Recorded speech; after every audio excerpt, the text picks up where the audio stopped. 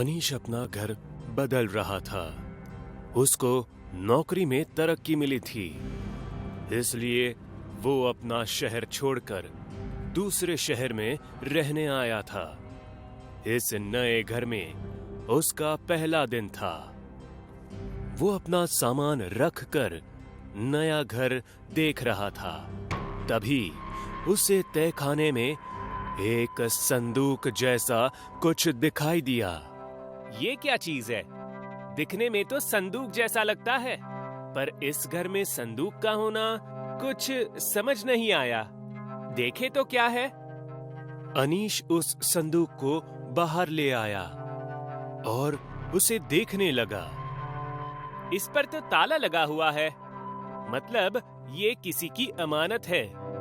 इसे वापस रखना ही ठीक होगा। जिसका भी ये सामान होगा वो आकर ले जाएगा।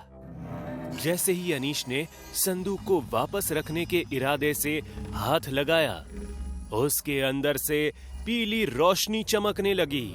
अनीश डर गया। उसे कुछ भी समझ नहीं आया। संदूक से निकलने वाली उस पीली रोशनी ने उसे अपने वश में कर लिया। मुझे इसे खोलकर देखना ही है कि इसमें क्या है। अनीश ने बाहर से एक पत्थर लाकर उस संदूक का ताला तोड़ दिया। जैसे ही ताला टूटा, अंदर से रोशनी का निकलना बंद हो गया और अनीश वश से बाहर निकल गया। ये मैंने क्या कर दिया? मुझसे बहुत ही बड़ी गलती हो गई। लेकिन अब ये टूट ही गया है, तो इसके अंदर एक बार क्या है वो भी देख लेता हूँ। अनीश ने उस संदूक को खोला। जैसे ही उसने अंदर झांक कर देखा, तो वो अवाक रह गया। अंदर पूरा संदूक भर के सोना पड़ा था। बहुत सारे सोने के सिक्के थे। सबसे ऊपर एक सफेद रंग की चिट्ठी भी थी। अनीश ने वो चिट्ठी उठाई और वो उसे पढ़ने लगा। जो भी आदमी इस सोने को देखेगा, उसे इस सोने को खुद के लिए इस्तेमाल करना होगा। अगर वो ऐसा नहीं करता तो वो आदमी खत्म हो जाएगा। अनीश चिट्ठी की ये बात पढ़कर बहुत ज्यादा डर गया, पर अगले ही पल उसके मन में सोने के प्रति लालसा जगी। कोई बेवकूफ ही होगा जो इस चिट्ठी की बात मानेगा, पर ये सोना मिला है तो इसे जाया नहीं कर सकता। मेरे तो भाग खुल गए। अब मैं भी अमीर बनूंगा। अनीश ने उन सिक्कों से अपना नसीब बदलना शुरू किया।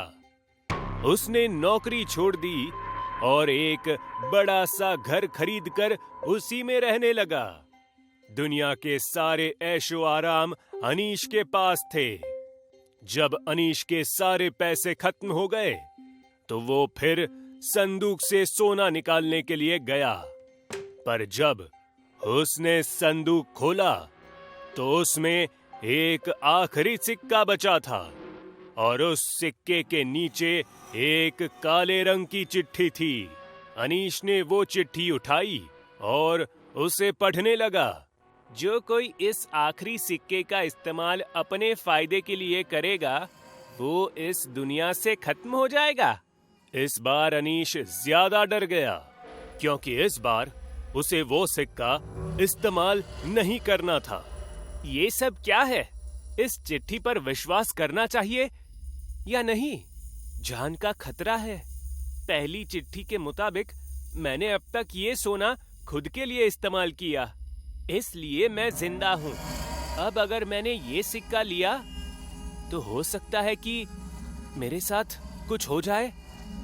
नहीं, मैं इसे नहीं ले सकता। अनीश ने वो आखिरी सोने का सिक्का नहीं निकाला। उसके सारे पैसे खत्म हो रहे थे। अचानक एक दिन उसका दोस्त मुनि उससे मिलने आया। वो भी इसी शहर में रहता था। मुनि अनीश का घर देखकर चौंक गया। उसे इसका बिल्कुल भी अंदाजा नहीं था। अरे भाई अनीश, कोई लॉटरी लगी थी क्या? नौकरी से तो इतनी अमीरी नहीं आ सकती, या फिर कोई और राज है? अरे नहीं नहीं, कोई राज नहीं है। वो असल में मैंने मेरे नाम पर जो गांव में जमीन थी ना, वो बेच दी, इसलिए ये सब कर पाया हूँ। अच्छा है। मुनि को अनीश की ये जमीन वाली बात कुछ हजम नहीं हुई, क्योंकि कोई जमीन बेचकर भी इतना सब नहीं खरीद सकता था। मुनि 2-3 दिन अनीश के घर पर ही रुका। उस दौरान उसने अनीश से बहुत बार इस राज के बारे में पूछने की कोशिश की, पर अनीश ने सच नहीं बताया। 3 दिन बाद मुनि अपने घर चला गया। महीनों बीत गए। अनीश के सारे पैसे खत्म हो गए। वो घर की चीजें बेचकर खाना खाने लगा। एक दिन उसने ना रहकर मुनि को फोन किया। मुनि, सुनना, मुझे तेरी मदद चाहिए। अरे क्या मजाक कर रहे हो अनीश? तुम्हें कैसे मेरी जरूरत पड़ी? हाँ, मुझे थोड़े पैसे उधार चाहिए। एक और मजाक? अब चुप कर। वैसे भी मेरे पास तुझे मदद करने के लिए कुछ नहीं है। मेरी नौकरी में मेरा घर मुश्किल से चलता है। अरे मेरी बात तो सुन। मुनि ने फोन रख दिया। अनीश बहुत नाराज हो गया। एक रात उसकी हालत बहुत खराब हो गई। घर में खाने का एक दाना भी नहीं था और घर में ऐसी कोई चीज नहीं बची थी जिसे वो बेच सकता था। आखिर में उसने वो सिक्का लेने का सोच ही लिया। मुझे वो सिक्का इस्तेमाल करना ही होगा। भूख से मरने से अच्छा है कि मैं उस सिक्के को इस्तेमाल करके पेट भर खाना खाकर मरूं। अनीश ने वो संदूक निकाला और उस सिक्के को लेकर चला गया। बहुत दिनों बाद उसने पेट भर के खाना खाया। कुछ नहीं हुआ मुझे, मैं अभी भी जिंदा हूं। ये चिट्ठी सिर्फ डराने के लिए किसी ने रखी थी। वो डरते हुए संदूक के पास जाने लगा। जैसे ही अनीश ने संदूक को खोला तो इस बार उससे एक सफेद रोशनी निकलने लगी। वो डर गया।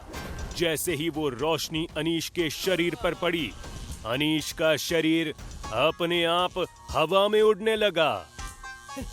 बचाओ मुझे, कोई है, बचाओ!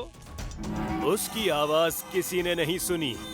देखते ही देखते उसका शरीर फटकर ढेर सारे सोने के सिक्कों में तब्दील हो गया और वो सारे सिक्के उस संदूक में जाने लगे।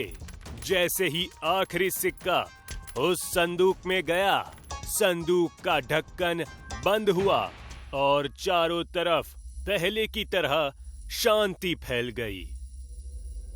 इस घटना के कुछ दिन बाद अनीश का दोस्त मुनि उससे मिलने वापस उसके घर आया, पर घर में आकर उसने देखा तो अंदर ना तो कुछ सामान था और ना ही अनीश था।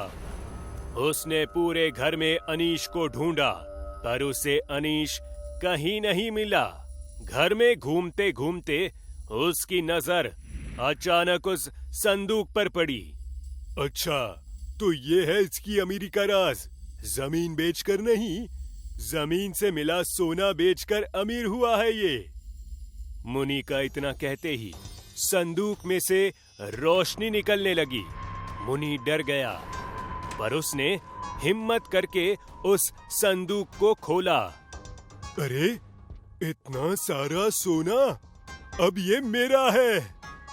उसी समय मुनि की नजर संदूक में पड़ी एक चिट्ठी पर गई।